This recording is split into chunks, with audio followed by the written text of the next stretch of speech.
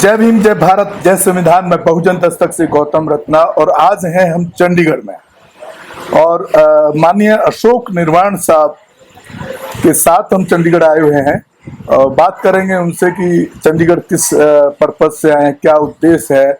और चंडीगढ़ में यहाँ पर हैं हम एडवोकेट हेमराज साहब के घर पर और एडवोकेट साहब से भी बात करेंगे कुछ बहुजन मुद्दों पर, देश के मुद्दों पर, ज्वलंत मुद्दों पर। तो बहुत बहुत स्वागत है निर्वाण साहब आपका बहुजन दस्तक पर। तो आप जो चंडीगढ़ आए हैं यहाँ पर किस मकसद से आए हैं? क्या कुछ आपका यहाँ कोई बहुजन आंदोलन, कुछ प्रोग्राम चल रहा है या क्या तैयारी की है? डॉक्टर अम्बेडकर साहब की विचारधाराओं को, उनके संदेशों को संजोए रखने के लिए 16 और 17 सितंबर को इसी महीने डॉक्टर अम्बेडकर महासभा ने एक महासम्मेलन बुलाया है। उस महासम्मेलन की तैयारी के लिए आदरणीय सरोजा जी और चोपड़ा जी ने मुझे आमंत्रित किया था कि इस विषय में थोड़ा आपस में विचार विमर्श करें ताकि दिल्ली की भी भागीदारी जो है महत्वपूर्ण हो सके। तो आज उन्हीं के साथ विचार विमर्श के लिए मैं यहाँ आया। अच्छा, सर अशोक निर्वाण साहब से बात करेंगे बहुजन से जुड़े कुछ मुद्दों पर और देश के अंदर जो ज्वलंत मुद्दे आज की डेट में बहुत छाए हुए हैं। अभी आपने पीछे देखा होगा निर्वाण साहब, प्रधानमंत्री के आर्थिक सलाहकार देव रॉय जी का एक बयान आया कि इस संविधान को बदल करके और एक सनातनी संविधान की देश को जरूरत है, हमारे राष्ट्र को जरूरत है। जो कि एक सरकारी पद पे बैठे हुए वो आर्थिक सलाहकार हैं, तो इसको किस रूप में देखते हैं? क्या इसमें प्रधानमंत्री मोदी का भी कुछ, उनको ऐसा कुछ इंडिकेशन था कि कुछ आप ऐसा शिगुफा छोड़िए देश के अंदर और उसकी क्या प्रतिक्रिया देश से आएगी? आपकी क्या राय है और आप क्या सोचते हैं इस बारे में? क्या सनातनी संविधान की जरूरत है या बाबा साहब भीमराव अंबेडकर द्वारा जो बनाया गया संविधान है वो सफिशिएंट है? सबसे तो पहले मैं जो उन्होंने आर्थिक सलाहकार प्राइम मिनिस्टर के होने के बावजूद जी संविधान बदलने की जो बात की है उसकी घोर भर्त्सना करता हूँ। बहुत ही निंदनीय विषय है। आज जब भारत विश्व गुरु बनने जा रहा है या दिखाया जा रहा है, ऐसे समय में समाज संविधान को जो बाबा साहब डॉक्टर अम्बेडकर ने बड़ी मेहनत के साथ समता मूलक संविधान दिया, आज उस विषमता की जो लोग बात कर रहे हैं, तो उसकी मैं घोर निंदा करता हूँ। साथ ही कभी जब इस प्रकार के कोई संदेश आते हैं तो जिस पार्टी से वो संबंधित रखता रहते हैं, उदाहरण के लिए वह प्राइम मिनिस्टर जी के सलाहकार हैं, तो या तो प्राइम मिनिस्टर ऑफिस से उसका आना चाहिए कि ये उनका व्यक्तिगत मत था, हमारा कोई मत नहीं था। अगर वो भारतीय जनता पार्टी से संबंधित तो भारतीय जनता पार्टी का संदेश आना चाहिए, ये उनका व्यक्तिगत संदेश था। तो मेरे हिसाब से उन्होंने जो कुछ कहा उसकी देखिए पूरे भारत के अंदर कितनी भर्त्सना हो रही है कि एक ऐसा संविधान जिसे विश्व मान रहा है, जिस संविधान के माध्यम से गरीब का जो गरीब और अमीर की जो डिफरेंस था उसको कम होती जा रही है। इस देश के अंदर जो जाति व्यवस्था थी वो जाति व्यवस्था कम हुई है पहले से। समता मूलक समाज की बात करते हैं या विषमता की बात करते हैं? तो मैं इसलिए कहता हूं कि जो आर्थिक सलाहकार ने जो वक्तव्य दिया है उसके पूरे देश में घोर निंदा होनी चाहिए। निंदा तो हो रही है, क्या नहीं लगता कि ये एक देश विरोधी बयान है? आपको ऐसा नहीं लगता? और उसके खिलाफ मैं जहां तक एज ए मीडिया पर्सन और एक बुद्धिजीवी के नाते और संविधान का जो अध्ययन किया उसके नाते मुझे लगता है कि उसको उसके ऊपर देशद्रोह का केस लगना चाहिए और एफआईआर होनी चाहिए और जेल भेजा जाना। इसमें आपकी क्या राय है? संविधान विरोध में बात करना ये घोर अपराध है और अपराध की ही श्रेणी में आता है। ये तो देशद्रोह भी है। बिल्कुल वही कह रहा हूँ, राष्ट्रद्रोह का हो, देशद्रोह का ही है। सो उनको तो अभी तक FIR लॉन्च हो जानी चाहिए थी, और FIR उनको अगर होती तो हिम्मत नहीं थी किसी और को कुछ कहने की। आज कितना घोर विरोध हो रहा है पूरे भारत के अंदर।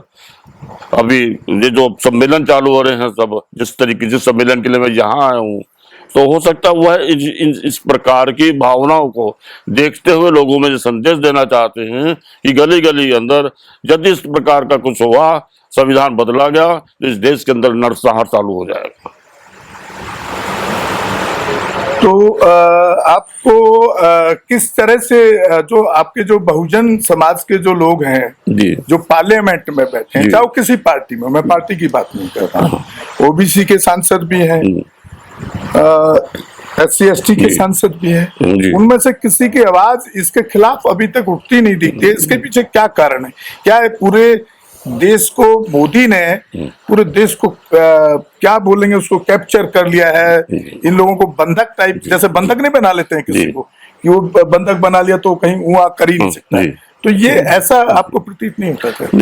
देखिए, बाबा साहब डॉक्टर अम्बेडकर ने जब पॉलिटिकल रिजर्वेशन की बात की तो वहां एक संदेश दिया था कि after 10 year political reservation should be abolished. उसका एक कारण था कि जो पॉलिटिकल रिजर्वेशन के माध्यम से जो लोग आएंगे वह पार्टियों से बंधे होंगे, और उनकी जो पार्टियां जो चाहेंगी उसी तरीके से वह रखेंगे। सो आज वह लोग पार्टियों से बंधे होने के कारण किसी भी पार्टी का जो सांसद है, चाहे राज्यसभा में हो चाहे पार्लियामेंट में, और खासतौर से देखिए विधायक तक, पार्षद तक नहीं बोल रहे कोई भी, जो रिजर्वेशन से आ रहे हैं, संविधान के माध्यम से आ रहे हैं, उन लोगों की आवाज क्यों नहीं हो रही? तो इसलिए मैं तो समझता हूं पहले तो उनका पॉलिटिकल रिजर्वेशन खत्म होना चाहिए, क्योंकि तभी उनको जाके पता लगेगा कि जिन लोगों के माध्यम से, जिन लोगों के वोट से आप सत्ता में आए हैं, उन लोगों के पास भी बहुत बड़ा अधिकार हैगा। एक बाबूजी एक पर्सनल सवाल है, आप लगभग 70 साल की उम्र हो गया और आपकी लगभग 3-4 पीढ़ियों से जो है पूरा एक बहुजन मूवमेंट के आंदोलन में आपकी भागीदारी रही है। इतनी उम्र में भी आप इतनी दूर दूर जाकर के इस तरह की गोष्ठियां अटेंड करना, इस तरह के प्रोग्राम को अटेंड करना, लोगों को मोटिवेट करना, किस तरह कर पाते हैं? देखिए गौतम जी, अभी आपने कुछ देखा होगा, मैं बताना चाहूंगा कि जब ये मैसेज आया आर्थिक सलाहकार वाला, संविधान बदलने की जो बात की, तो स्टालिन जो तमिलनाडु के मुख्यमंत्री, उनके बेटे, वो शायद वहां के मंत्री भी हैं, उन्होंने सनातन धर्म में फैली कुरीतियों के बारे में कहा है। उन्होंने स्पष्टीकरण भी दिया है कि सनातन धर्म में जो फैली कुरीतियां हैं, उसके कारण इस सनातन जो धर्म है, जो उसका जो है उसका बहिष्कार कर देना चाहिए। एक कुष्ठ रोग है। मैं आपको नहीं देखिए ना, उनके कहने के बाद कहीं कमियां थी तो मोहन भागवत जो RSS के प्रमुख हैं, आज उनको कहना पड़ा है, उनको ये कहना पड़ा ना कि इस देश में जाति व्यवस्था के कारण इन लोगों को जो है 2,000-2,500 साल से जो है इनकी प्रगति नहीं हुई, जब प्रगति को रोका गया।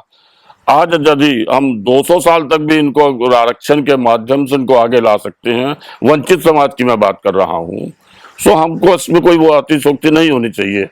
आज उनके यहाँ मैं आपको रोक रहा हूँ, जिस आप मोदी भागवत के बयान को बता रहे हैं लोगों को, वो मोदी भागवत का बयान तो 2024 का इलेक्शन को देख के दिया जा रहा है। नहीं तो फिर आप ये बताइए कि मोदी के RSS के भागवत ने तब क्यों नहीं उसका विरोध किया जब इसी सरकार ने बिल पास करके SC एक्ट को डेमोलाइज किया, खत्म किया? सुप्रीम कोर्ट ने भी SC एक्ट को, मेरा अपना व्यक्तिगत मत है, 2024 के चुनाव को देख के नहीं जी, उनको एहसास हो गया कि वंचित समाज का व्यक्ति जाग रहा है जी, और वो हो सकता है अब झूठ के बुलाके में नहीं आएंगे। तो इसका मतलब हमारा आप गर्व कर सकते हैं, हम बहुत मेहनत कर रहे हैं, तो उनको कहना पड़ रहा है, उनको ये मानो। आरक्षण की बात सेकंड हो गई, लेकिन अब पहली बात है कि वो मान रहे हैं कि हमारे लोगों के ऊपर अत्याचार होते रहे हैं। और जो बाबा साहब अम्बेडकर जी ने जो आरक्षण का वो दिया, संविधान के अंदर हमें जो अधिकार दिया है, मान्यवर सिर्फ वंचित समाज को नहीं दिया, उन्होंने वोट का जब अधिकार की बात आ रही थी तो उन्होंने कहा कि वोट का अधिकार हर वह व्यक्ति को होना चाहिए जो भारत में रह रहा है और उसकी जो उम्र होनी चाहिए। उस व्यक्ति के अंदर महिलाएं भी आ जाती हैं। पहले महिलाओं को वोट देने का अधिकार नहीं था, वंचित समाज के लोगों को अधिकार नहीं था, अशिक्षित लोगों को वोट देने का अधिकार नहीं था। आज वो अधिकार आपके हाथ में आ गए हैं। जब आपके अधिकार में आ गए हैं तो सर, वो बिहार के अंदर पहले कहा जाता था ना, पहली पीढ़ी जो आए, पहली पीढ़ी मरने के लिए, दूसरी पीढ़ी लड़ने के लिए और तीसरी पीढ़ी सत्ता प्राप्त करने के लिए। तो आज आप देख ही लेना, ओबीसी के समाज के लोग आज सत्ता में आ रहे हैं। सर देखिए, पहले मायावती जी मुख्यमंत्री बनी, अब स्टालिन जी आए, इधर लालू प्रसाद यादव आए, अभी नीतीश जी शायद ओबीसी नहीं है, ओबीसी में आते तो अच्छी बात है कि तो वह उन लोगों को यह पीड़ा होने लगी कि ये लोग किस प्रकार से सत्ता में आ रहे हैं। लेकिन मैं धन्यवाद करना चाहूंगा, आप चाहे उसको दूसरी तरह, लेकिन कम से कम आरएसएस के एक प्रमुख व्यक्ति ने जिसने 2014 में बिहार के अंदर ये कहा था कि आरक्षण की समीक्षा होनी चाहिए। आज उस शायद हो सकता है उन्होंने खुद में समीक्षा कर ली हो, तो उनको ये महसूस हुआ कि अभी आरक्षण की आवश्यकता है और उस बयान दिया। बाबू जी, एक और सवाल और ये आखिरी। निर्माण साहब, मेरा एक और आखिरी सवाल जी। आपने भी स्टालिन का बात छेड़ा जी, जो वहां का मुख्यमंत्री का जो बेटा है, जी, मंत्री भी है, वो मंत्री भी है, ठीक है। आपने फिर ये इसको कैसे देखते हैं आप कि मोदी ने पूरे सरकार को आदेश दे दिया कि स्टालिन के इस जो उसने कहा है इसका जवाब पूरी सरकार, पूरे मंत्रियों, पूरे भाजपा, आरएसएस को देने का काम करें पूरे देश के अंदर? मेरे ख्याल उन मोदी जी, प्रधानमंत्री मोदी के बयान, नहीं प्रधानमंत्री, यानी कि इसका मतलब है प्रधानमंत्री मोदी क्या कहना चाहिए? सर, मैं तो उनकी जो क्या कह रहे हैं उनको छोड़ रहा हूँ, मैं पहले कह रहा हूँ आपको, उन्होंने जो कहा उनके बिल्कुल विपरीत मोहन भागवत ने कह दिया ना। वो कह रहे थे ना, उसको मोहन भागवत ने वास्तव में जो है कुरीतियां थी इस देश के अंदर, इस समाज के अंदर। तो भागवत का बयान पहले का है, मोदी का बयान बाद का है सर? मेरे ख्याल ऐसा नहीं है। अच्छा, तो हो सकता है वो भागवत जी के बयान को के बाद जब उन्होंने कहा तो उसको मद्देनजर रख कर किया होगा। तो मैं तो अपने बहुजन समाज के साथियों से कहूंगा कि सावधान हो जाइए, संविधान आपका खतरे में है। नहीं, आपको नहीं लगता कि इससे देश में अहिंसा और गृह युद्ध फैल सकता है, जिस तरह की भाषा प्रधानमंत्री बोल रहा है देश का? गृह युद्ध तो देखिए अभी क्या नाम है उसका, मणिपुर आइडियोलॉजी है, वो स्टेट का आइडियोलॉजी कह रहा है सनातन एक वो है, कुष्ठ रोग है। सर मणिपुर के अंदर गृह युद्ध नहीं चला हुआ जी, अभी भी चल रहा है गृह युद्ध। तो वहां पर इस तरह की भाषा का इस्तेमाल करना चाहिए? बिल्कुल नहीं करना चाहिए सर। अगर एक व्यक्ति ने उसके बाद तो उन्होंने स्पष्टीकरण भी दे दिया। मैं सनातन धर्म में फैली कुरीतियों के बारे में बात करना चाहता हूँ, स्टालिन ने, और उसके बाद वहां पर आप उनको पर कटाक्ष कर, उसके बाद भी मोदी देश में भड़काने की कोशिश कर रहे हैं लोग। मैं तो समझता हूँ कि स्टालिन जो है वो मोदी से भी बड़े हो गए एक तरीके से। जब मोदी जी को विवश होकर उनका नाम लेकर कहना पड़ा तो मैं तो समझता हूँ कि उन्होंने बहुत बड़ी बात की है। मतलब एक स्टेट का एक छोटा बच्चा उनके सामने, जो कि एक मंत्री है खाली, और उसको काउंटर करने के लिए प्रधानमंत्री मोदी को आना पड़ रहा है, यानी बीजेपी का अध्यक्ष नहीं संभाल पा रहा। नहीं, आता ना, पॉलिटिकल है ना। अब मोदी जी तो पूरे भाजपा के प्राइम मिनिस्टर थोड़े ना है भाई, वो तो पूरे बिल्कुल नहीं बोलना चाहिए ना। वही कह रहा हूँ, वो देश के प्रधानमंत्री है, मेरे भी प्रधानमंत्री है सर। तो उनको नहीं, उनसे बड़ा दुख हुआ इस चीज को। अगर ये बात नड्डा जी कहते हैं, बीजेपी के प्रवक्ता कहते हैं, बीजेपी के अध्यक्ष कहते हैं, एक पॉलिटिकल हो जाता, क्योंकि वो भी पॉलिटिकल था और ये भी पॉलिटिकल था। तो बहुत बहुत धन्यवाद अशोक निर्वाण साहब, आपने बड़ा कीमती वक्त दिया हमें, और उम्मीद करते हैं आप इसी तरह से बहुजन समाज के लोगों की लड़ाई को और वंचितों की लड़ाई को लड़ते रहेंगे। इसी के साथ चंडीगढ़ से विदा लेते हैं। मैं बहुजन दस्तक से आया आप गौतम रत्ना जी को,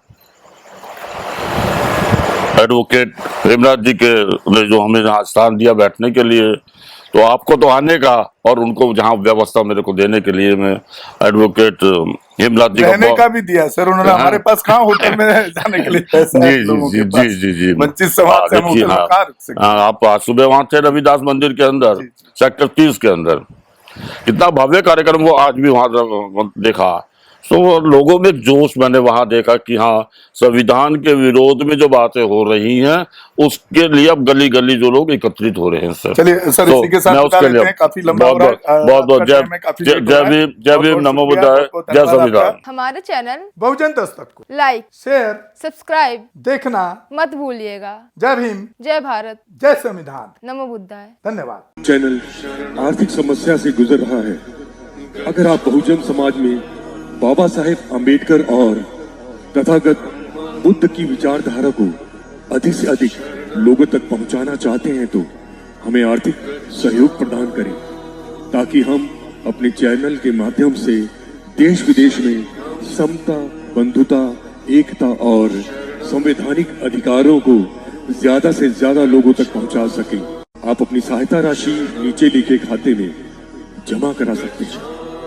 खाता धारक गौतम रत्ना, खाता संख्या 3169576865 IFSC कोड SBIN 0060336, बैंक भारतीय स्टेट बैंक।